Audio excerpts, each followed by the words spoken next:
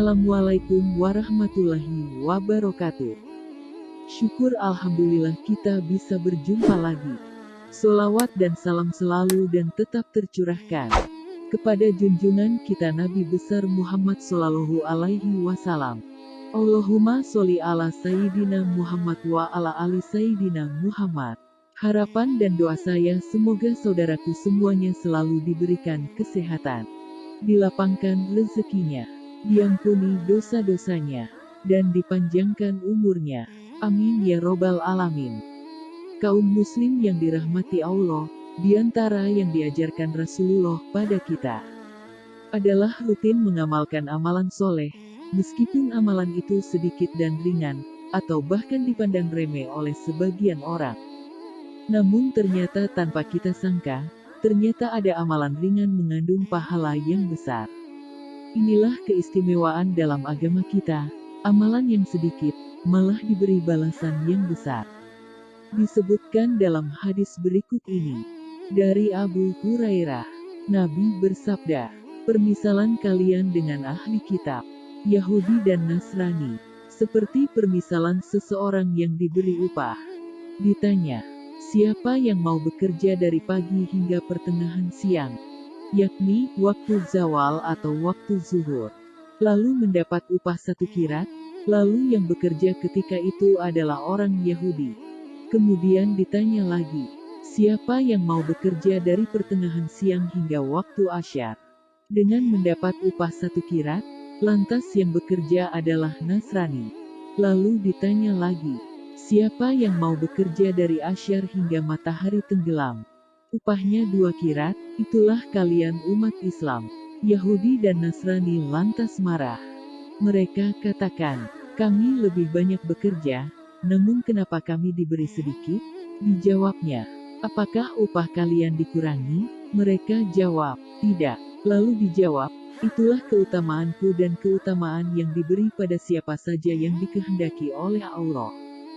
Hari Bukhari. Di bawah ini akan kami sebutkan beberapa amalan yang ringan untuk dilakukan, namun berpahala besar, yakni diantaranya yaitu, pertama, zikir, subhanallah wa bihamdihi, subhanallahil azim. Dari Abu Hurairah, beliau bersabda, 2 kalimat yang ringan di lisan, namun berat di timbangan, dan disukai Ar-Rahman, yaitu, subhanallah wa bihamdihi, subhanallahil azim. Maha suci Allah dan segala puji baginya. Maha suci Allah yang maha agung. Hadis riwayat Bukhari dan Muslim. Kedua, mengikuti muazin di dalam adzannya. Dari Abdullah meriwayatkan bahwa beliau telah mendengar Nabi Muhammad bersabda, jika kalian mendengar seorang muazin, maka ucapkanlah seperti apa yang dia ucapkan.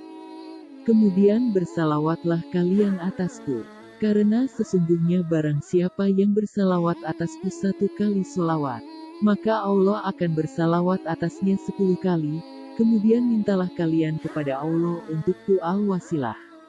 Karena sesungguhnya ia adalah kedudukan di dalam, tidak pantas mendapatkannya melainkan untuk seorang hamba dari hamba-hamba Allah. Dan aku berharap akulah orangnya yang mendapatkan itu. Maka barang siapa yang memohonkan untukku al-wasilah, maka halal bagiannya syafaat. Hadis riwayat Muslim.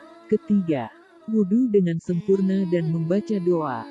Dari Umar bin Khattab, Nabi bersabda, barang siapa yang berwudu dengan sempurna, kemudian selesai wudu dia membaca, Asyhadu alla ilaha illallah wa anna Muhammadan abduhu wa rasuluh.